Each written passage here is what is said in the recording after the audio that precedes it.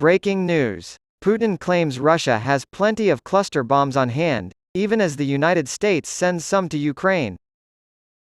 In an interview published on Sunday, Russian President Vladimir Putin said that his country possesses a sufficient stockpile of cluster munitions and that Moscow reserves the right to take reciprocal action if Ukraine employs the controversial weapons. Putin said that Russia has not used cluster bombs in its war in Ukraine so far, in his first comments on the delivery of cluster munitions to Ukraine from the United States. Cluster bombs have been used by both Russia and Ukraine, as documented by the Associated Press and international humanitarian organizations, and cluster rounds have been found in the wake of Russian strikes. Until now, we have not done this, have not used it, and have not had such a need, he said.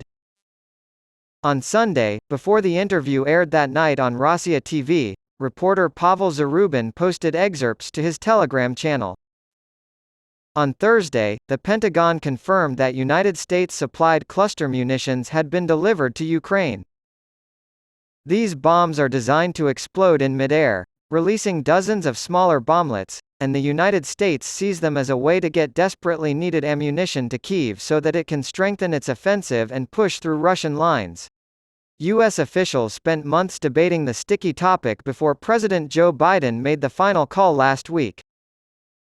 Humanitarian organizations and even some U.S. allies have long been critical of cluster bombs due to their high dud rate, or the frequency with which they fail to explode completely and thus continue to endanger civilians long after a battle has ended. Cluster munitions have already been used by Russia in Ukraine, proponents say, and the U.S.-supplied weapons have been upgraded to be much less likely to scatter their fragments. Ukraine has pledged to only deploy them in remote, unpopulated areas.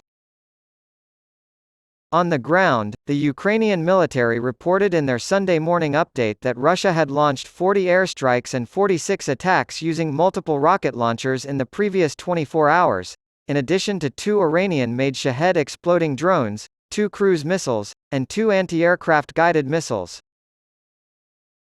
According to the Ukrainian General Staff, Russia's focus remains on offensive operations in the industrial east of Ukraine. On Sunday, Pavlo Kirilenko, governor of the Donetsk region, said that 2 locals had been killed and another had been injured the day before.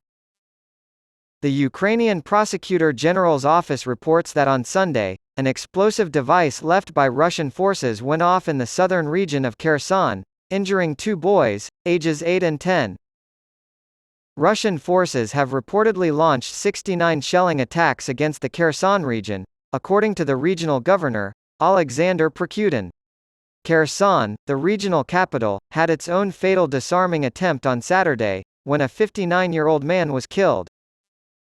Zaporizhia's governor, Yuriy Malashko, said 7 people were injured in the town of Stepnohursk after Russia attacked 13 populated areas in the region.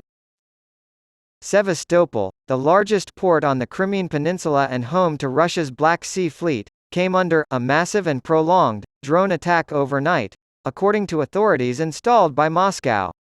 Mikhail Razvozhayev, the governor of Sevastopol who was installed by Moscow, claims that the city's air defenses successfully shot down all of the drones.